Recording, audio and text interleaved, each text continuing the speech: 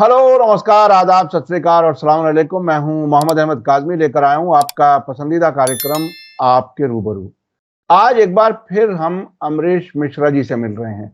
अमरीश मिश्रा जी का पिछला जो 2-3 दिन पहले वीडियो था, वो आपने काफ़ी पसंद किया और पसंद करने की बहुत ही जायज़ वजह यह है कि वो बिल्कुल up to the last minute update रहते हैं, minute by minute, hour by hour. इतना इतना अपडेट रहने वाला आदमी कम से कम मैंने नहीं देखा। अमरीश मिश्रा जी अपने आप में खुद अपनी एक मिसाल हैं। उनका जो चैनल बीच में बंद हुआ था वो फिर से शुरू हो चुका है, अमरीश मिश्रा स्पीक्स, और उसके अलावा भी स्पीक्स 1, स्पीक्स 2 वो भी रेस्टोर हो चुके हैं। आप लोग उनके खास तौर पर जो पहला चैनल था उस पर आप जरूर जाकर के उनकी ज्यादा वीडियो देख सकते हैं, और मैं वो लिंक आपको आज फिर डिस्क्रिप्शन में भी दे रहा हूं ताकि जो लोग वहां तक ना पहुंच सके हों वो वहां पहुंचें और उनके वीडियोस देखें, सब्सक्राइब करें। आज जो मैं बात करना चाहता हूं वो ये कि जंग जो है वो फिर से एक तरह से तेज होती जा रही है। इजराइल ने जंगबंदी अपनी तरफ से एकतरफा तौर पर खत्म करके गाजा पर हमला शुरू किया, और वो हमले इतने शदीद के सैकड़ों लोग मारे गए, और 48 घंटे के अंदर अंदर महज सिर्फ बच्चे 200 बच्चे मारे गए हैं, जो यूनाइटेड नेशन की एक रिपोर्ट आई है। उसके अलावा हिजबुल्लाह की तरफ से भी आज एक हमला हो गया नॉर्थ इजराइल यानी नॉर्थ मकबूजा फिलिस्तीन। और उसके अलावा हूथियों ने जो एक रुख इस बार साफ किया है वो ये कि एक तरफ तो वो रेड सी को बंद रखेंगे इजराइल और उसके दोस्तों के लिए, दूसरी तरफ इजराइल का जो सबसे बड़ा, सबसे अहम राजधानी के नजदीक, जो तेल अवीव के नजदीक तकरीबन 20 किलोमीटर दूरी पर एयरपोर्ट है, बेन गुरियन एयरपोर्ट, उस पर उन्होंने हमलों का सिलसिला शुरू किया है।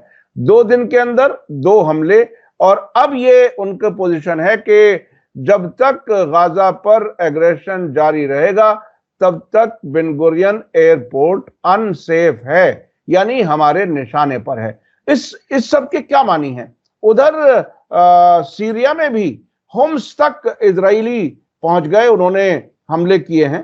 और क्या वो एक उस नजरिए की तरफ चल रहे हैं कि आहिस्ता आहिस्ता पूरे सीरिया पर वो कब्जा करना चाहते हैं, लेकिन वहां रेजिस्टेंस भी सामने आ गया है। क्या कुछ है, ये पूरा इलाका किस तरफ जा रहा है? ट्रंप आखिर क्या करेंगे? क्या ट्रंप सिर्फ बीबी नेतन्याहू के कहने पर ही यहां पहुंचे हैं यमन में, या कोई उसमें अमेरिकन इंटरेस्ट भी है? ये सारी चीजें समझने की हैं। अमरीश मिश्रा जी, वेलकम है आपका। मीडिया स्टार वर्ल्ड को आप समय दे देते हैं, उसके लिए बहुत बहुत शुक्रिया। आप ये बताइए कि ये इस बार जो हूथियों ने, देखिए किसी भी मुल्क के अगर रास्ते बंद कर दिए जाएं तो वो उसका गला घोंटने के लिए काफी होता है। रेड सी को उन्होंने बंद किया और साथ साथ बेन गुरियन एयरपोर्ट के लिए कह दिया कि अनसेफ है जब तक अब गाजा पर हमले जारी रखेंगे। इसके क्या मानी है? इसके माने सही एकदम साफ हैं कि जैसे पहले भी जो पूरा युद्ध चला 15-16 महीने, उसमें जैसे यमन ने अपनी मार जारी रखी और इजराइल का मतलब लाल सागर से जो इजराइल की शिपिंग बिजनेस, इजराइल बाउंड जो शिप्स थी उनको रोका, तो एक भारी नुकसान हुआ। हाइफा पोर्ट में अभी तक जो केवल 20 या 25% ऑपरेशनल वो रह गया है, और अभी तक उसको वो उबर नहीं पाया। तब तक ये दूसरा एम्बार्गो यमन ने लगा दिया, क्योंकि इजराइल ने सीज फायर अपनी तरफ से तोड़ा और गाजा पे एक तरफा हमला किया। अब देखिए, अब यहाँ पर 2 बातें हैं कि एक तो यमन को इस बार अमेरिका ने सब पहले हमला किया, और यमन 2 फ्रंट पे लड़ रहा है। एक तो अमेरिका का जो वहां पर रेड सी में अभी भी एक जहाज है ट्रूमन, जो कई जहाज तो आइजनहावर और इस तरह के कई जहाज तो वो यमन ने वापस भेज दिए इन 15 महीनों में पिछले। लेकिन जो एक जहाज ट्रूमन वो भी पीछे हटा था, अब वो वहां से बम्बार्डमेंट कर रहा है। लेकिन उसकी भी हालत ये है, अभी जो कल की रिपोर्ट थी कि एक यमन पे एक अटैक, बड़ा अटैक प्लान हो रहा था ट्रूमन से, क्योंकि वो एयरक्राफ्ट कैरियर है और वहां से जो अमेरिकन प्लेन्स हैं वो लॉन्च होते हैं और यमन पे अटैक करते हैं। यमन ने उस अटैक को थॉट कर दिया। ये शायद पहली बार हुआ है 15-16 महीने में भी मुझे कोई ऐसा इंसिडेंट नहीं याद आ रहा जब अटैक, क्योंकि 15-16 महीने में भी पिछले यमन पे हमले हुए हैं, कई सिविलियंस मारे गए हैं, सैकड़ों सिविलियंस यमन के भी मारे गए। इस हमले में भी शुरू में करीब 51 यमन के सिविलियंस मारे गए थे और सैकड़ों घायल हुए। लेकिन एक जो कल अटैक थॉट कर दिया है अमेरिका का, उन्होंने और अपनी उन्होंने एक तरह से पावर दिखाई, जो उनके पास ड्रोन्स है, क्योंकि वो ड्रोन्स का इस्तेमाल कर रहे हैं। अमेरिका का जो ट्रूमन वहां पर जहाज है उस पर अटैक करने के लिए, और मिसाइल जो पैलेस्टाइन 2 मिसाइल है, जो कि इरानियन मिसाइल्स का ही एक एलिवेटेड फॉर्म है, लेकिन हाइपरसोनिक, यानी साउंड के स्पीड से ज्यादा वो तेज चलती है। वो पूरा उन्होंने लगातार आज सुबह भी मारा है, और आज सुबह तो जेरूसलम में भी मारा है। और आपको बताया है, एक बड़ी इंटरेस्टिंग बात हुई फ्राइडे को, कल फ्राइडे को, जब क्योंकि फ्राइडे को ये रमजान का शायद तीसरा शुक्रवार था, तो उसमें अलक्सा मस्जिद में भारी मात्रा में लोग आने वाले थे, और हर बार आते हैं। और जब से रमजान शुरू हुआ है तब से वहां पर इजराइल कोई ना कोई जुल्म करता ही है, वो तो रोकता है लोगों को, नाब्लस में रोकता, नाब्लस से आने में रोकता है, उधर पूरे वेस्ट बैंक से जो लोग आने की कोशिश करते हैं जेरूसलम, खासतौर पे हर फ्राइडे, उनको वो रोकता है। तो कल भी वो रोक रहा था, लेकिन कल क्या हुआ, कल सुबह एक जो कलंदिया चेक पॉइंट है, कलंदिया चेक पॉइंट जेरूसलम का है, उसके पास जाके वो जो स्ट्राइक की यमन ने कल सुबह की, तो आज सुबह की, वो सब मिला के करीब 4 स्ट्राइक हो रही है यमन की, जो केवल हाइपरसोनिक पैलेस्टीन 2 मिसाइल से है, बाकी जो लाल सागर में वो अलग है। तो कल जो है उन लोगों ने ऐसे क्रिटिकल पॉइंट पे मारा कि जो कलंदिया चेक पॉइंट पे आईडीएफ की फोर्स थी उसको शेल्टर लेना पड़ा, और जैसे उसने शेल्टर लिया वो दोपहर तक बाहर नहीं निकली, और उसके बाद उसमें कई जो वर्शिपर्स हैं वो पहुंच गए, और उन्होंने पहुंच के वहां पर नमाज अदा की। और तो ये जो देखिए इतने, और ये सोच समझ के किया गया, ऐसा नहीं था कि कोई अचानक, क्योंकि बेन गुरियन एयरपोर्ट पे तो मार ही रहा है, जेरूसलम पे भी मार रहा है, जेरूसलम पे लगातार 3 हमले हो चुके हैं यमन की तरफ से। तो ये जो देखिए एक कोऑर्डिनेशन है। अच्छा, ट्रंप ने एक बड़ी ही सख्त भाषा इस्तेमाल की, और उसने कहा कि यमन को हम एनिलेट कर देंगे। ये पहली बार किसी ने कहा, यमन को हम एनिलेट कर देंगे। यमन को नहीं एनिलेट कर देंगे, हूतीज को एनिलेट कर देंगे। The Houthis will be annihilated, Yemen को नहीं, हूतीज विल बी एनिलेटेड, ये उसने कहा। और उसने कहा कि एक बार उसने शुरू में भी कहा था कि यमन से एक भी मिसाइल छूटी तो वो हम मानेंगे कि ईरान ने छोड़ी। अभी यमन से कितनी मिसाइल छूट चुकी हैं, अभी वो ईरान के सवाल पे देखिए, एक चिट्ठी लिखी है ईरान को कि न्यूक्लियर वेपन आप नहीं बना सकते हो, ट्रंप ने, ये नहीं कर सकते हो, वो नहीं कर सकते हो, इस तरह की चीजें, और खुल के कह भी चुका है कि ईरान के पास 2 चॉइसेस हैं, या तो डील होगी या वॉर होगी।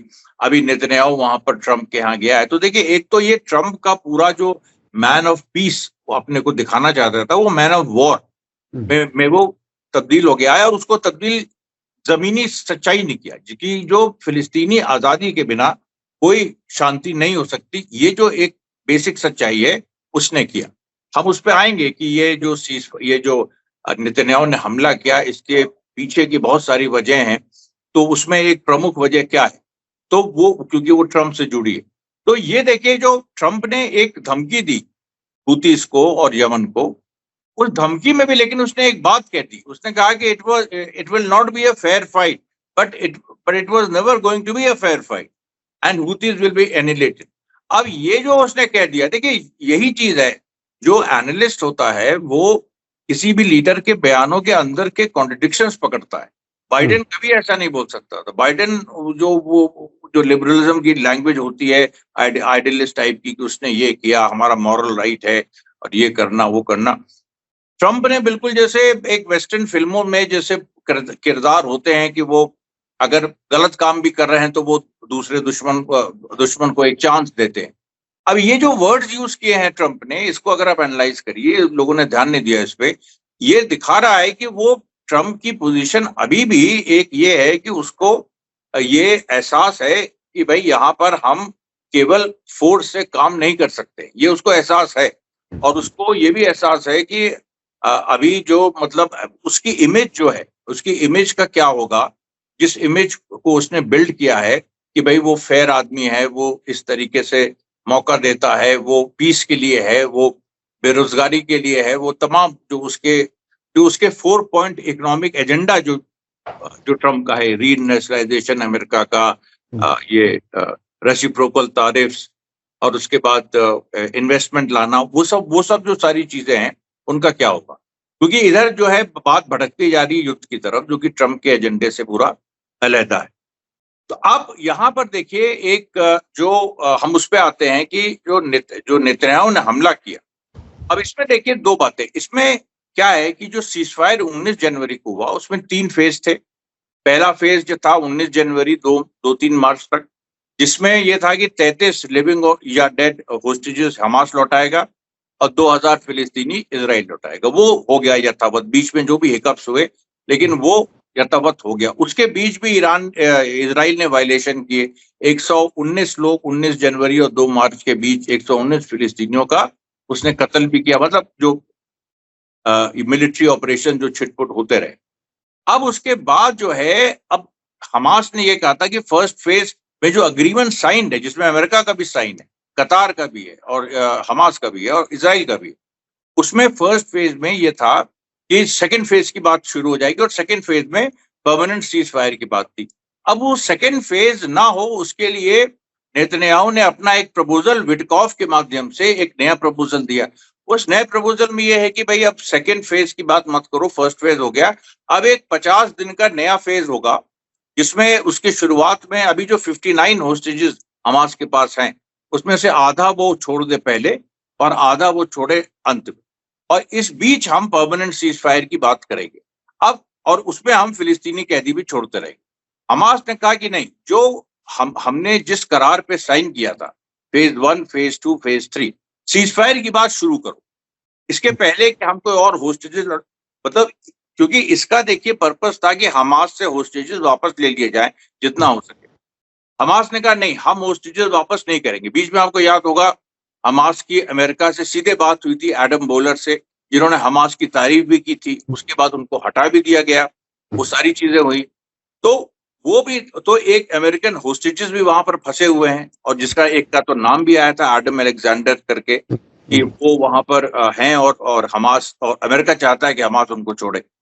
अब नेतन्याहू ने इधर जो देखा कि ये डील हो सकती है ट्रंप और हमास में, और उसने कहा कि विटकॉफ प्रपोजल एक उसने फोर्स कराया कि एक वो आए, और उसने फिर हमला कर दिया कि हमास नहीं मान रहा। हमास देखिए इस नए प्रपोजल को नहीं मान रहा है, जबकि पूरी दुनिया देख रही है कि हमास तो सीज फायर के साथ खड़ा, उसने कोई वायलेशन नहीं किया और इजराइल लगातार। तो अब ये इसको नेतन्याहू ऐसे प्रोजेक्ट कर रहा है कि हम हमास को प्रेशराइज कर रहे हैं सीज फायर के लिए, यानी हम होस्टेजेस को छुड़ाने के लिए हम फिर से बमबारी कर रहे हैं। और ये तो पुरानी लाइन है, ये पुरानी लाइन है। हमास ने, ये नेतन्याहू ने 7 अक्टूबर के बाद शुरुआत ही की थी इस बात पे कि हम होस्टेजेस को लाएंगे, हमास को एलिमिनेट करके। अब इस बार लेकिन क्या हो रहा है, इस बार एक और बहुत बड़ा इंटरेस्टिंग डेवलपमेंट है जो इजराइल को सिविल वॉर की तरफ ले जा सकता है, वो है शिन बेत चीफ रोनेन बार का डिसमिसल।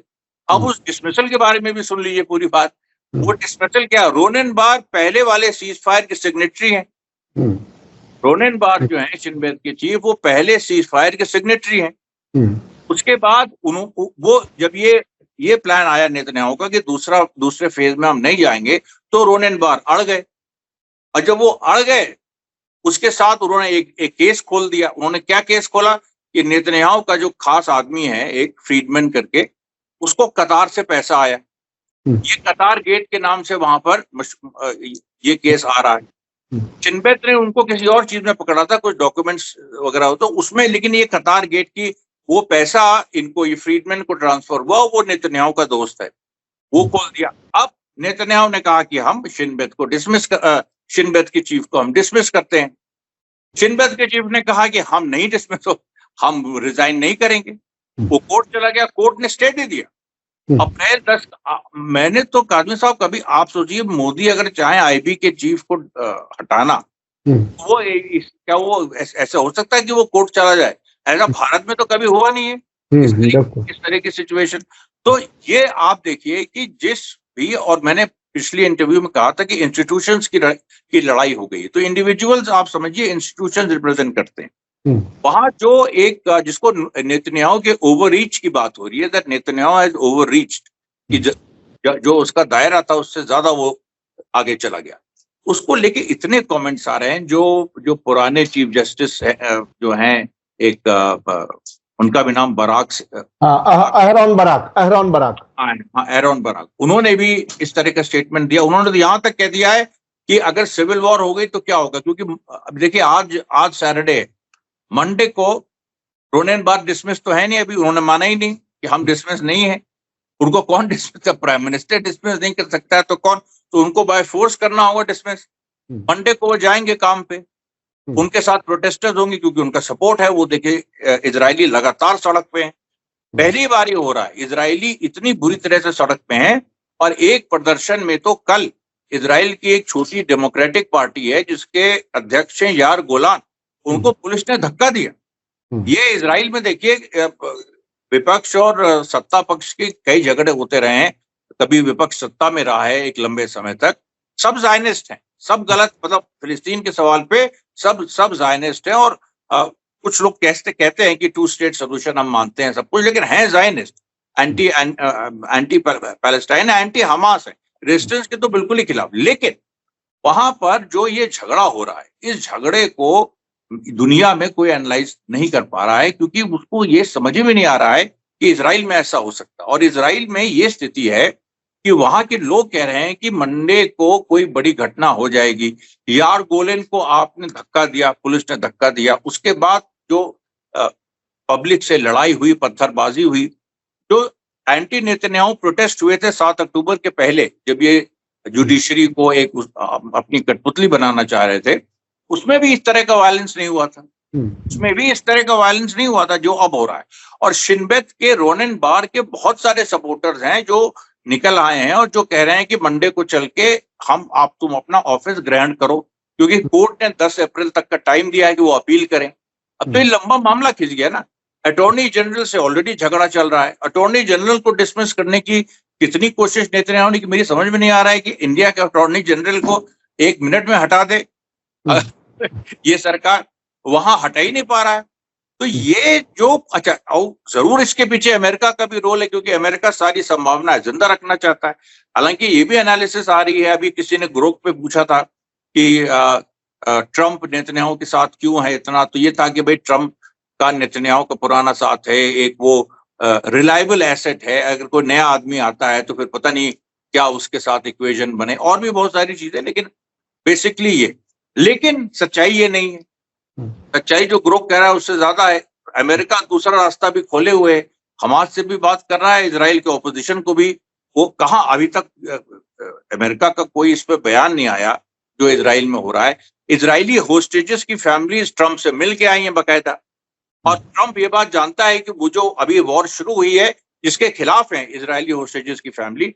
आप बताइए कादिर साहब, 14 जो 14, मतलब ऐसे तो 40 प्रेसिडेंट ने चिट्ठी लिखी, 14 के नाम है आए हैं, 40 जो होस्टेजेस हमास ने छोड़े, उन्होंने अपील की है कि अगर ये वॉर नहीं रुकी और इसमें जो है तो हम लोग के, हमारे जो 59 होस्टेजेस अभी हमास के पास है, उनकी जिंदगी को खतरा है। और इस चीज को लेकर लगातार एक बवाल हो रहा है। और उसमें देखिए वो एक के बाद एक जो प्रिजनर, जो होस्टेजेस छोड़े हैं, जो वो एक स्टैंड ले रहे हैं। और एक बड़ा ऐसा नेतन्याहू ने भी नहीं सोचा होगा कि उसने सोचा होगा हमास को हम प्रेशराइज करके उसको किसी तरह से इस शर्त पे ले आए कि वो होस्टेजेस छोड़ना शुरू कर दे, और फिर हम कुछ फिलिस्तीनी छोड़ देंगे, सीज फायर पे बात ना हो।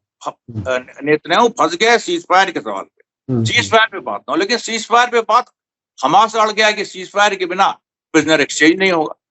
अच्छा, बात आगे बढ़ाएंगे। देखिए, पिछली बार जिसका आपने बीच में इशारा किया, मैंने एक सवाल किया था उस वक्त और आपने बहुत अच्छे से उसका जवाब भी दिया था कि जब इंस्टीट्यूशंस के अंदर टकराव हो रहा है तो क्या ये इजराइल की पूरी तबाही की तैयारी है। सब लोग अपने अपने अलग अलग दुकान एक तरह से खोले हुए हैं। अब जो एक चीज सामने आई है वो बहुत ही इंटरेस्टिंग है, जिसका आपने हल्का सा रेफरेंस दिया, कतर गेट। मैं एक अंदाज से मैं तो समझना चाह रहा हूं कि देखिए, कहने के लिए जो दुनिया में इमेज है वो ये कि नेतन्याहू एक मजबूत प्राइम मिनिस्टर है, नेतन्याहू इतनी लंबी जंग खींच सके, शुरू शुरू में तो कहा जा रहा था ये हफ्ते 2 हफ्ते में शायद खत्म हो जाएगी, लेकिन साहब 15 महीने तक चली। कुछ लोगों ने कहा कि इन्होंने अपनी लंबी जंग लड़ने की सलाहियत पैदा कर ली है इजराइल ने। लेकिन ये जो कतर गेट वाला जो मामला आया, मैं उस पे उस अंदाज से मैं गौर कर रहा था कि कतर एक थर्ड कंट्री जो मीडिएशन में हेल्प कर रहा है। मीडिएशन उसका नाम इसलिए दिया जा रहा है कि एक अच्छा सा नाम बीच में रहे, क्योंकि फिर वो ऐसा नहीं होता कि फिलिस्तीनियों के हक में वो 100% बोल पाता हो या इजराइल को 100% नो कर पाता हो। ऐसा वो मुल्क जो अमेरिका और इजराइल के इशारे पर मीडिएटर का काम कर रहा है, जिस तरह से मिस्र ने भी किया है। उस मुल्क के प्राइम मिनिस्टर के ऑफिस में ब्राइब किया जाए कतर के जरिए, मीडिएटर के जरिए। अब ये मीडिएटर, क्या उस मीडिएटर को भी कोई पैसा और दे रहा है कि इनको पैसा दे दो ताकि ये जंगबंदी को एक्सेप्ट कर लें? ये रियलिटी क्या है? मतलब नेतन्याहू के ऑफिस में घूस का पैसा पहुंचता है, जिसकी जांच शुरू करते हैं रोनेन बार, शिन बेट के चीफ, और इसी बीच में उन्हें हटा दिया जाता है। और किन चीजों पर पर्दा डाला जा रहा है? देखिए, बहुत सारी चीजें हैं इसमें। देखिए क्या है, नेतन्याहू के ऊपर अगर फेयर इंक्वायरी हो जाए तो वो तो जेफरी एप्स्टीन स्कैंडल में भी फंसता है, वो सेक्स ट्रैफिकिंग के मामले में भी नेतन्याहू फंस रहा है। बहुत सारी चीजें, नेतन्याहू को बचाना असंभव है, ये बात ट्रंप भी जानता है। लेकिन वो अभी उसके पास विकल्प नहीं है उसके हिसाब से कि भाई इजराइल में अगर वो हटेगा तो कौन आएगा, क्योंकि अब कोई भी आएगा तो वो हमास के सामने सरेंडर करेगा, पीस की बात करेगा, और कोई एजेंडा हो ही नहीं सकता। वो हमास के सामने वो कहेगा कि भाई ये सीज फायर में जाओ। अब जो पूरी बात आ रही है कि नेतन्याहू के पास बहुत सारे सीक्रेट्स हैं, लोगों के बहुत सारे ये हैं, लेकिन अब नेतन्याहू के बहुत सारे सीक्रेट्स खुलने लगे हैं जो दूसरों के पास है। अब कतार गेट ही सोचिए, अब वो मतलब कतार पैसा देगा इजराइल को कि वो जंगबंदी मान ले। अब ये तो बड़ी अजीब सी बात है। ये भी तो हो सकता है कि कोई डील हुई हो या कुछ ये हुआ हो कि कतार के साथ, क्योंकि कतार अपना एक ऑयल पाइपलाइन बनाना चाहता है जो कि सीरिया के थ्रू, और सीरिया में जो रिजीम चेंज हुआ उसमें भी कतार का हाथ था, और कतार दोनों तरफ रहता है, यूएस बेसेस हैं कतार में, सारी चीज। तो वो चीज नेतन्याहू का ऐसा तो नहीं, लोग ये कयास लगा रहे हैं कि ऐसा तो नहीं है कि ब्राइब लेने की आदत है इसको, इसने दुनिया में कहां से ब्राइब लिया हो। और अगर ऐसी स्थिति है तो हेड ऑफ स्टेट को हम ऐसा कैसे अलाउ कर सकते हैं? क्योंकि कुछ भी आप कह लीजिए, इजराइल ज़ायनिस्ट स्टेट है, अपार्थाइड स्टेट है, लेकिन उसमें जो ऊपर की जो रूलिंग क्लास है वो अपनी कि तुम थोड़ा बहुत खाते रहो, ये करते रहो, लेकिन खुल के, अगर एक खुल के करप्ट आदमी आ जाएगा सत्ता में, और मतलब जो सत्ता में है इतने सालों से, वो खुल के करप्ट हो जाएगा, तो उसके तो सिस्टम कैसे चलेगा? सिस्टम चलाना है ना, नहीं तो सोसाइटी, नेतन्याहू रहता है तब भी सोसाइटी, मतलब तब सोसाइटी डिसइंटीग्रेट हो सकती है, वो नहीं रहता है तब भी सोसाइटी डिसइंटीग्रेट हो सकती है।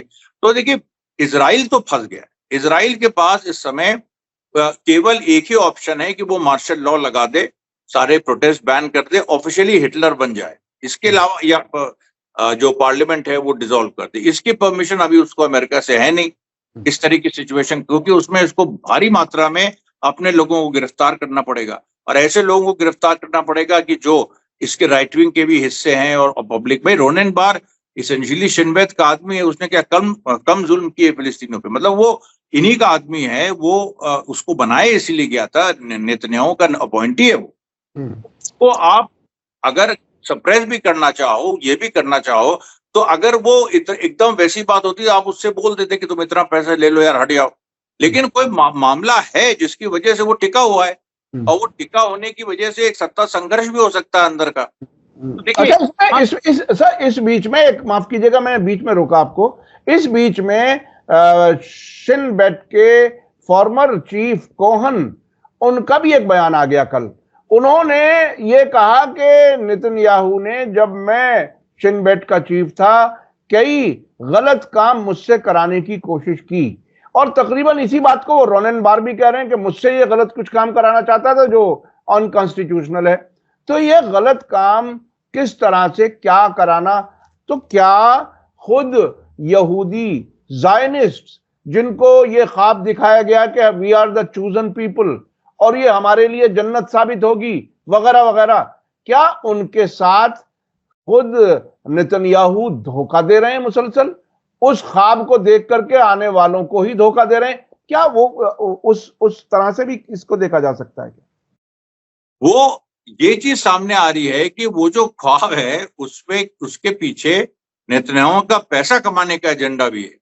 अब ये एक ऐसा मसला है कि नेतन्याहू को पैसा, अच्छा अगर ये फ्यूडल एरा होता, वॉरलॉर्ड्स का एरा होता, एक वॉरलॉर्ड को कोई क्वेश्चन नहीं कर सकता, वो अपना टेरिटरी पे टेरिटरी जीतता जाए, वो कितना पैसा ले रहा है उस पर कोई अकाउंटेबिलिटी नहीं है, लेकिन वो एरा है नहीं।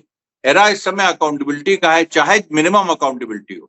आप सिविल राइट्स मत दीजिए फिलिस्तीनियों को, आप उनको कुचलिए, आप दोयम दर्जे के उनको नागरिक बना दीजिए, लेकिन आप खुद ही अपने लोगों से पैसा और अपने सिस्टम में आप पैसा लेने लगेंगे और इस तरह की, और जो ग्रेटर इजराइल की जो बात है, जो एक ख्वाब है सो कॉल्ड, उसमें आप इस तरह की एक सिचुएशन आ जाएगी कि आप पे एलिगेशन लगने लगे कि आप पैसा ले रहे हैं।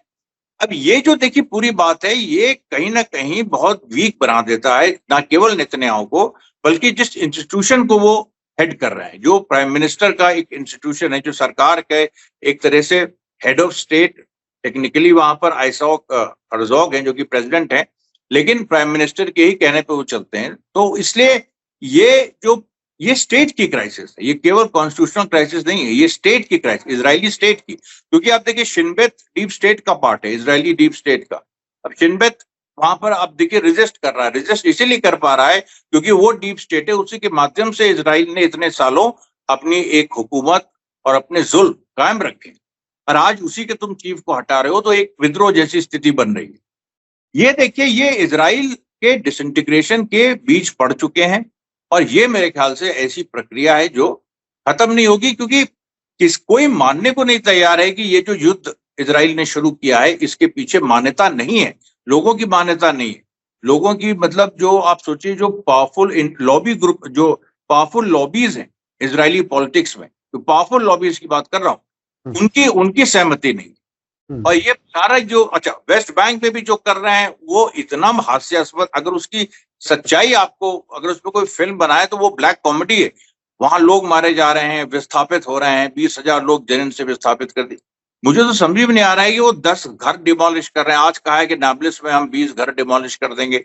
वहां तुम सेटलमेंट कैसे लगाओगे? यूएनओ के रेजोल्यूशंस हैं कि जो भी वेस्ट बैंक में इजरायली सेटलमेंट लगेगा वो इलीगल है, जो भी लगेगा। अभी जो है वो इलीगल है। अभी जो एरियल एक शहर है नफ्तली, उसके बगल में एक, वो अपने आप में इलीगल है। 20 रेजोल्यूशन हैं यूनाइटेड नेशंस के। यूरोप इस चीज को लेके, अब उसकी अमेरिका से लड़ाई चल रही है, तो वो इस चीज को भी हवा दे रहा है कि ये चीज नहीं हो सकती, यूरोप इसमें नेतन्याहू के साथ नहीं खड़ा है अभी जो हो रहा है। तो ये जो पूरी, देखिए मुझे लग रहा है कि हमास की एक बड़ी पॉलिटिकल विक्ट्री हुई है, और उसके साथ साथ हमास ने जो यमन को और हिजबुल्लाह को मोबिलाइज करके, और अभी जो देखिए हमला हुआ है, बल्कि ईरान सक्रिय हुआ है। ईरान ने यमन को सक्रिय किया, फिर ईरान ने हिजबुल्लाह को सक्रिय किया कि तुम भी शुरू हो, और आने वाले दिनों में इराक भी सक्रिय हो जाएगा, क्योंकि सीरिया में बहुत कुछ हो रहा है, उसके बारे में बात करेंगे। यानी उसके एक तरह से एक चाबी रेजिस्टेंस की जो है वो तेहरान के हाथ में है। और जिस तरह से आयतुल्लाह खामेनेई ने अभी कल एक बयान दिया है, पूरी दुनिया के मुसलमानों को, मुस्लिम हुकूमतों को अपील की है कि ये जो कुछ यमन पे हमला हो रहा है, गाजा पे हो रहा है, उसके खिलाफ उठ खड़े हों। ये बहुत बड़ी बात होती है, और मुझे लगता है कि उनकी बात लोग सुनते भी हैं। अच्छा, मैं अब चलना चाहता हूं थोड़ा सा सीरिया के अंदर क्या कुछ हो रहा है। सीरिया में होम्स के आसपास कुछ हमले किए हैं इजराइल। मैं खुद गया हूं कई बार, और हामा तक मैं गया हूं उस जमाने में 2011 में। उससे कुछ दूरी पर होम्स था, जो साइड में था, यानी जब हम एलेपो की तरफ जाते हैं दमिश्क से, तो वहां तक इजराइल का पहुंचना। और इस बीच में, अब से पहले हम देख चुके कि वो बकरियों के, भेड़ों की चोरी के लिए लेबनान में जा घुसे थे, वहां से कई लोग मारे गए। तो अब सीरिया में क्या कुछ लग रहा है? एक वो सजेशन के गाजा के कुछ लोगों को बसा दिया जाएगा सीरिया में। कल एक और खबर आ गई कि इजिप्ट ने कह दिया कि साहब 5 लाख लोगों को मैं ले सकता हूं सिनाई वाले इलाके में। ये सब भी जो चीजें बीच बीच में पक रही हैं या अधपकी छोड़ दी जाती हैं, फिर कुछ और बात कर दी जाती है, वो क्या कुछ है? देखिए, सबसे पहले तो इजिप्ट ने उसको निगेट किया है। इजिप्ट ने कहा है कि हमने ऐसा कुछ नहीं कहा। वो एक लेबनान के एक आउटलेट जो इजरायली पैसे से चलता है उसकी खबर थी, और इजिप्ट ने कह दिया है कि जो हमारा जो अरब समिट में जो हमने डिसीजन लिया था कि $59 बिलियन गाजा के रिकंस्ट्रक्शन में लगेंगे और कोई पैलेस्टीनियन डिस्प्लेस नहीं होगा, हम उसी पे कायम है, हम सिनाई में एक्सेप्ट नहीं करेंगे। ये बात इजिप्ट ने साफ तौर पे कह दी है, उसको क्लियर कर दिया। दूसरी बात है कि सीरिया, अब सीरिया एक अजीब तरह की स्थिति पहली बनी हुई है, क्योंकि एचटीएस की सड़क, अब वो देखिए कोई ऐसा वहां पर जाके एक एक चीज को समझे करे। अब देखिए कल एक बड़ी अजीब सी खबर आई कि टर्की का जो एक कोई प्राइवेट कंपनी है, वो कोई प्रिजन, कोई एक जेल है वहां पर डमस्कस के पास, उसको वो गार्ड कर रही थी। उसको एचटीएस के सिक्योरिटी गार्ड्स गए, फिर उसने उनको हैंड ओवर कर दिया। उसके बाद उन्होंने उसके अंदर बहुत सारे प्रिजनर्स थे, कुछ कुर्द भी थे, कुछ ये भी थे, उनको उन्होंने रिलीज कर दिया। उधर अभी बात हुई थी कि जो कुर्दों की एसडीएफ है उसकी और एचटीएस का एक समझौता हुआ है। टर्की की भी जो कुछ एसएन, हालांकि एसएनए का नाम नहीं आया, लेकिन आया कि कुछ ग्रुप्स इस तरीके के हैं जिनका समझौता हुआ है। एक और खबर आई कि आईसिस के जो छोटे मोटे इलाके हैं वहां आईसिस के एचटीएस से गोली चली है, ये भी खबर आई है, कल ही आई है ये। आप सीरियन वेबसाइट्स पे देखिए तो वो जो एक एक ये जो सीरिया में हो रहा है, मेरे ख्याल से सीरिया अपने आप में डिसइंटीग्रेट कर रहा है। और जो हमास और पैलेस्टीनियन इस्लामिक जिहाद, जो इजराइल जिन इलाकों पे काबिज है, कुनेत्रा पे, वहां पर वो जो एक रेड्स कर रहे हैं, वो जो उन्होंने गुरिल्ला एक लड़ाई शुरू कर दी है, और उधर सीरियन रेजिस्टेंस जो अलावाइट स्पेशली जो है, और जो लेबनान सीरिया बॉर्डर में है, लेबनान में शिया ट्राइब्स हैं जो मार रही है एचटीएस के लोगों को। एचटीएस वहां कुछ कर नहीं पा रहा है, लेबनीज आर्मी भी उसमें एचटीएस मतलब अपने लोगों की तरफ जा रही है। अमेरिका इसको लेके बहुत परेशान है। और सबसे बड़ी बात जो एक हो रही है कि जो सीरिया और जो इजराइल और टर्की में जो मामला फंस गया सीरिया को लेकर कि भाई greater Ottoman versus greater Israel, वो एक मामला। और एक चीज काजमी साहब आपने देखी होगी, टर्की में क्या हो रहा है। टर्की में जो प्रदर्शन हो रहे हैं, जो वहां के मेयर को अरेस्ट किया गया जो अर्दोगन के खिलाफ है, और वो अपना बना रहा। मुझे कल खबर मिली, क्योंकि मैं अभी तक क्लियर नहीं था कि वो जो प्रोटेस्ट एंटी अर्दोगन हो रहे हैं वो इजराइल और अमेरिका की वो चाल है कि वो जेन्युइन है। मालूम चला कि वो जेन्युइन है, उसमें कुछ नारे लगे प्रो पैलेस्टीनियन। अब हो सकता है कि अब आगे कोई दूसरी पिक्चर सामने आए, अभी तक हमारे पास एम्पेरिकल एविडेंस कम है, लेकिन प्रो फिलिस्तीनी नारे लगे और ये कहा गया कि अर्दोगन इजराइल का स्टूज है। अब ये जो देखिए बात है, ये जो पूरी सिचुएशन, बाद में ये निकल सकता है कि इजराइल अमेरिका यही लोग थे, उनको इस तरह से बुलवाया गया। अभी क्लैरिटी नहीं है कि वो ईरान के साथ के लोग हैं या वो अमेरिका इजराइल के साथ के लोग हैं, लेकिन संभावना ये दिख रही है कि वो जिस तरह से प्रो फिलिस्तीनी स्लोगन लगा रहे थे और अर्दोगन का विरोध कर रहे थे, ये नई चीज है, ये कभी टर्की में देखी नहीं गई। वो इस्तांबुल के मेयर को उन्होंने गिरफ्तार किया और उसके बाद ये प्रोटेस्ट हुए, और कई जगहों पर जो प्रोटेस्ट हुए हैं उनकी जो वीडियोज आ रही हैं वो बहुत ही वायलेंट हैं। उसमें आग का इस्तेमाल किया जा रहा है। तो ये और एक जो बयान आया अर्दोगान की तरफ से, वो ये कि हम ये सड़कों पर होने वाली गुंडागर्दी बर्दाश्त नहीं करेंगे। यानी वो एक तरह से अपने ही लोगों की बड़ी तादाद जो भीड़ की शक्ल में सड़कों पर आ रही है, उनके खिलाफ वो बयान दे रहे हैं। अब वो क्या वहां के अवाम उसे पचा पाएंगे? अगर उनका रीजन अपनी जगह कोई मजबूत है, उनके इजरायली एजेंट होने का इल्जाम है, या ये मेयर इनकी क्या कुछ सरगर्मियां थी, शायद हमारे सामने बाद में आएंगी इस्तांबुल के, जिसकी वजह से इनको गिरफ्तार किया गया। कोई करप्शन चार्ज का तो कोई जिक्र नहीं हुआ। इसका मतलब कोई ना कोई पॉलिटिकल कोई इशू है। तो ये आने वाले वक्त में चीजें साफ होंगी। लेकिन ये कि वो जो सल्तनत उस्मानिया बहाल करके और पहले खलीफा बनने वाला जो अर्तगल गाजी दुनिया को दिखा करके बेवकूफ बनाया गया था, उनके चेहरे से नकाब काफी हद तक उतर चुकी है। अच्छा, मैं अब चलना चाहता हूं अमेरिका और ईरान के बीच में क्या कुछ हो रहा है अभी, क्योंकि अराक्ची ने, अब्बास अराक्ची जो ईरान के फॉरेन मिनिस्टर हैं, उन्होंने कहा कि जो खत आया है ट्रंप का, उसमें धमकियां भी हैं और कुछ अपॉर्चुनिटीज भी हैं, हम उसका असेसमेंट करके जवाब देंगे। और सुप्रीम लीडर बिल्कुल साफ साफ कह रहे हैं कि इनसे बात करने की जो ये ऑफर है, ये असल में हुक्म चलाते हैं, और हम अब से पहले इन्होंने एक लंबे दौर की बातचीत के बाद जो समझौता हुआ था उसे उन्होंने फाड़ के फेंक दिया। हम किस पर भरोसा करें, किससे बात करें? इस हालत में ट्रंप ईरान को कैसे हैंडल करेंगे, क्या सिचुएशन बनेगी, क्या लगता है आपको? देखिए, ट्रंप जो हैं, पहले उन्होंने एक लाइन ली थी कि ईरान से बातचीत होगी, युद्ध की धमकियां नहीं हो। इस चिट्ठी से उनके एक कुछ धमकियां भी सामने आई हैं। अपॉर्चुनिटीज यही है जो उन्होंने हिंट किया है कि हो सकता है न्यूक्लियर डील को, जो उन्होंने खुद ट्रंप ने स्क्रैप किया था, उसको वो फिर से जिंदा करे। लेकिन उसको फिर से जिंदा करने में ईरान की नई शर्तें हैं कि उसमें जो है कौन सी बातें रहेंगी, कैसी रहेंगी, और उसमें जो तो ये जो अच्छा, ईरान का एवोल्यूशन जो पिछले 15 महीनों में हुआ है as a major power with weapons, और स्पेशली जो उसका जो एयरफोर्स जो वीक पॉइंट थी, उसमें उसने ड्रोन्स की पूरी सेना तैयार की है, और जो पानी के अंदर से भी लॉन्च हो सकता है, बहुत सारी वो टेक्नोलॉजी भी ये रशिया और चाइना को दे रहा है, बेच रहा है ईरान।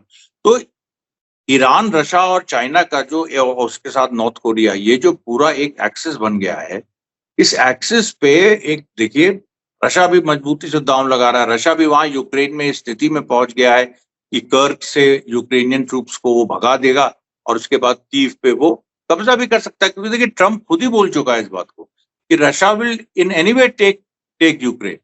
और ट्रंप इस चीज को अपने एडवाइजर्स और जो यूरोपियंस हैं जो अड़े हुए हैं इस बात पे, जबकि हालत खराब है यूरोप की, फिर भी ट्रूप्स भेजने की बात कर रहे हैं। कोई ट्रूप्स वगैरह गई नहीं, अगर जाएंगी भी तो उनका क्या असर होगा। तो ईरान के साथ मेरे ख्याल से देखिए ट्रंप को मजबूरी में उसको वापस अपनी उसी लाइन पे लौटना होगा कि ईरान जो है वो उसके साथ एक पीस की बात हो। हालांकि नेतन्याहू की लाइन ये है कि ईरान पे अभी स्ट्राइक करो, ईरान पे अभी स्ट्राइक कर दोगे तो सारा मसला हल हो जाएगा।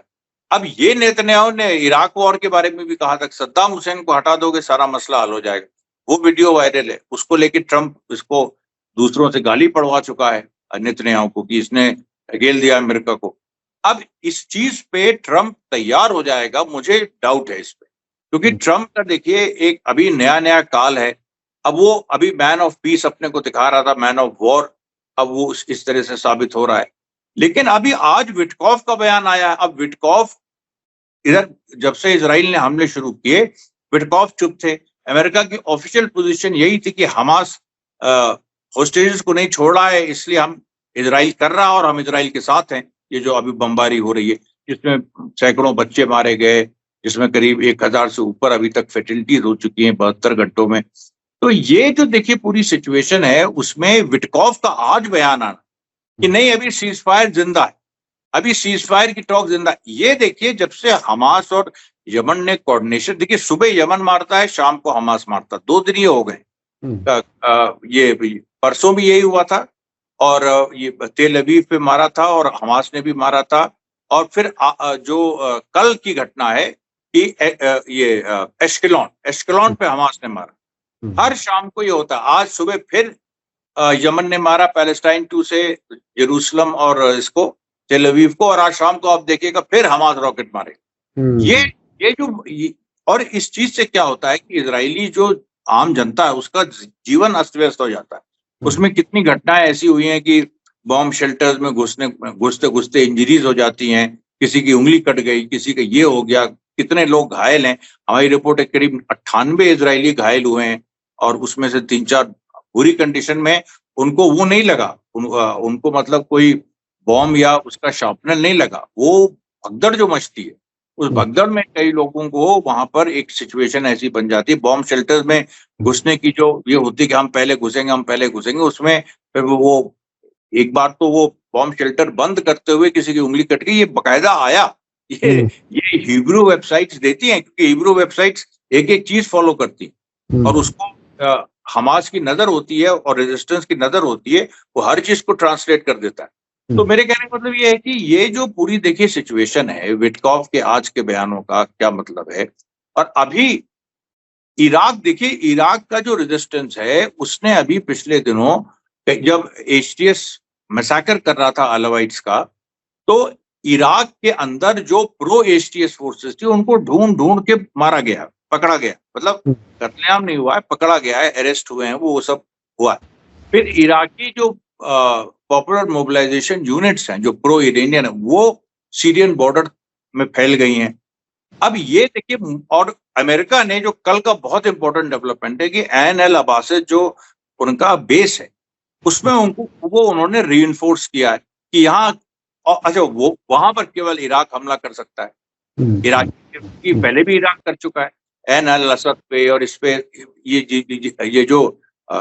जो बेसिस है अल-तंफ पे, अल-तंफ में 3 अमेरिकी मारे गए थे जो कि जॉर्डन और इसके बॉर्डर पे। तो अमेरिका देखिए, ये उसको ये भी लग रहा है कि कहीं नेतन्याहू चारों तरफ से फिर से घिर तो नहीं रहे, और इस बार घिरेंगे क्योंकि हिजबुल्लाह ने मार दिया। आज पहली बार, मैं भी उम्मीद नहीं कर रहा था कि हिजबुल्लाह अभी मान लीजिए एक दूसरी लाइन लिए हुए है कि भाई लेबनीज आर्मी को आगे करो और एक पॉलिटिकल तरह से चीजों को सॉल्व करो, क्योंकि वहां बहुत बड़ा ऑपरेशन अमेरिका इजराइल का लेबनान में चल रहा है कि हिजबुल्लाह को आइसोलेट किया जाए बाकी लेबनीज पॉपुलेशन से, पॉलिटिशियन से।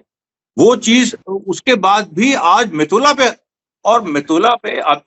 जो नॉर्थ इजराइल में सेटलमेंट है, जहां पहले से ही प्रॉब्लम है कि हिजबुल्लाह के डर से विस्थापित इजरायली नहीं जा रहे, वहां पर मार दिया उसने फिर से। अब इसका देखिए अब आज और उसके एक्सपेक्टेशन आने वाले वक्त में और क्या क्या होगा, और खास तौर पर मुझे ऐसा लग रहा है मिश्रा जी के ट्रंप के लिए ईरान एक बड़ी प्रॉब्लम बन गया। एक तो रास्ता उनके लिए ये है कि वो उस न्यूक्लियर डील को, उसके लिए उन्होंने 2 महीने का वक्त भी तय कर दिया साहब। बड़ी दिलचस्प बात है कि ट्रंप साहब ने कह दिया कि 2 महीने के अंदर अंदर समझौता हो जाना चाहिए। आपको, हमें याद है कि पिछली बार जो समझौता हुआ था उसके लिए कई साल बातचीत चली थी, उसके बाद समझौता हुआ था। अब इन्हें जल्दी भी है। अगर इन्हें जल्दी है और पुराना समझौता उनको वो कबूल करने जाएं तो इजराइल इनकी जान खाएगा, क्योंकि इजराइल तो कहता कि ये जो जब ये न्यूक्लियर डील होगी तो ये जो तमाम पाबंदियां वो भी तो हटाना उसका हिस्सा है। जब वो डील होगी, जब ये दुनिया भर से जो फ्रोजन एसेट्स है, हमारे यहां भारत में भी है करोड़ों रुपया ईरान का, मुख्तलिफ मुल्कों में है, वो पैसा जब ईरान को जाएगा तो इजराइल की नजर में ईरान का न्यूक्लियर प्रोग्राम और बम बनाने का प्रोग्राम मजबूत होगा। और उधर ट्रंप अगर ये नहीं करते तो वो बहरहाल एक मुसीबत ईरान बना हुआ है, पूरे एक्सिस ऑफ रेजिस्टेंस को कंट्रोल किए हुए एक तरह से इजराइल के खिलाफ उसके खात्मे की तैयारी कर रहा है। तो ट्रंप कहां जाएंगे, क्या होगा, इनके लिए एक बहुत बड़ा सवाल है। बहुत बहुत शुक्रिया जनाब अमरीश मिश्रा जी, आज हमें समय दे देते हैं। मैं अपने दर्शकों से बताना चाहता हूं कि मिश्रा जी बहुत ही बेबाक अंदाज में अपनी बात रखते हैं और जो असेसमेंट, जो उनके ऑब्जर्वेशंस होते हैं वो बहुत ही दिलचस्प होते हैं। जी, आप अगर कोई कंक्लूजन के तौर पर आज के सिचुएशन पर बता सकें तो। नहीं, देखिए, मैं उसी नतीजे पे, वही बात है जो पिछली बार जहां पर मैंने कंक्लूड किया था, इजराइल घिरता जा रहा है। मुझे ये नहीं अभी, क्योंकि वो बाहर से घिर रहा है, अंदर से भी घिर रहा है, इंटरनल सिचुएशन इजराइल की। और ये बात अब इतने बड़े, मतलब जो इजरायली रूलिंग क्लास का हिस्सा रहे हैं लोग, वो जब बोलने लग रहे हैं, और कि यहाँ सिविल वॉर हो सकती है, यहाँ कोई भी अपराइजिंग हो सकती है, यहाँ ये जो शिनबेत के चीफ वाला सवाल है कैसे हल होगा, इसमें तो कोर्ट ने इंटरवीन कर दिया, कोर्ट के अगेंस्ट नेतन्याहू है, सुप्रीम कोर्ट के पूरा अगेंस्ट। उस मामले का क्या होगा जो नेतन्याहू, एक उसकी राइट विंग पार्टी वो लाना चाह रही थी पूरा अमेंडमेंट की, जिसके चलते वो कोर्ट को कंट्रोल कर सके, इजराइल के सुप्रीम कोर्ट को। वो सारी बातें हैं जो फ्लैश पॉइंट की तरफ जा रही है। और इधर ये प्रिजनर्स वाला इशू है, होस्टेजेस के जो फैमिलीज हैं वो किसी भी तरह से मानने को नहीं तैयार है कि तुमने जो दोबारा युद्ध शुरू किया ये सही है। अब ऐसी सिचुएशन में नेतन्याहू के पास, नेतन्याहू ये भी नहीं कर सकता कि इलेक्शन करा दे और इलेक्शन में भारी बहुमत लेके आए, फिर जो चाहे करे। ये भी एक तरीका हो सकता था, लेकिन वो जानता है कि इलेक्शन दोबारा होगा तो कुछ भी हो सकता है, वहां पर उसके हाथ से बाजी जा सकती है। अब देखिए, ये एक तो पर्सनली नेतन्याहू का अंत और दूसरा इजराइल में जो इंस्टीट्यूशनल क्राइसिस है इसका कोई सोल्यूशन नहीं है। ये जिस तरीके से अभी बढ़ रही है आगे, इसमें ब्रेकडाउन के अलावा इसका कोई सोल्यूशन नहीं है, क्योंकि नेतन्याहू के जाने के बाद एक वैक्यूम आएगा, उस वैक्यूम में ईरान देखिए उसका सबसे बेहतर फायदा उठाएगा। ईरान सबसे बेहतर फायदा उठाएगा। और ट्रंप के लिए भी एक बड़ी बात यह है कि अगर वो न्यूक्लियर डील वापस रेस्टोर करता है जो उसने फाड़ के फेंकी थी, तो ईरान के खिलाफ जो पाबंदियां लगी हुई हैं, दुनिया भर में एसेट्स हैं, वो सब उन्हें वापस करने पड़ेंगे, वापस होने का रास्ता खोलना पड़ेगा। और इजराइल उसके लिए परेशान हो जाता है कि साहब जो भी पैसा ईरान में जाएगा वो उसका न्यूक्लियर बम बना लेंगे।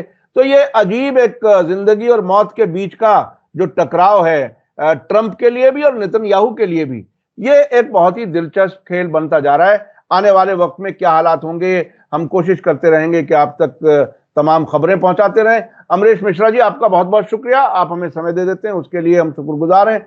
आखिर में अपने दर्शकों को बता दूं कि अमरीश मिश्रा जी का जो यूट्यूब चैनल है, Amrish Mishra speaks viva Palestine, उसका मैं लिंक आपको डिस्क्रिप्शन में दे रहा हूं, उस पर आप जाएं और उनके ज्यादा से ज्यादा वीडियो देखें और सब्सक्राइब करें, ज्यादा से ज्यादा लाइक करें। इसी के साथ मुझे एक आदमी साहब उसका टेलीग्राम वाला भी लिंक दे दीजिए। जी, मैं टेलीग्राम का लिंक भी मैं साथ साथ दे रहा हूं।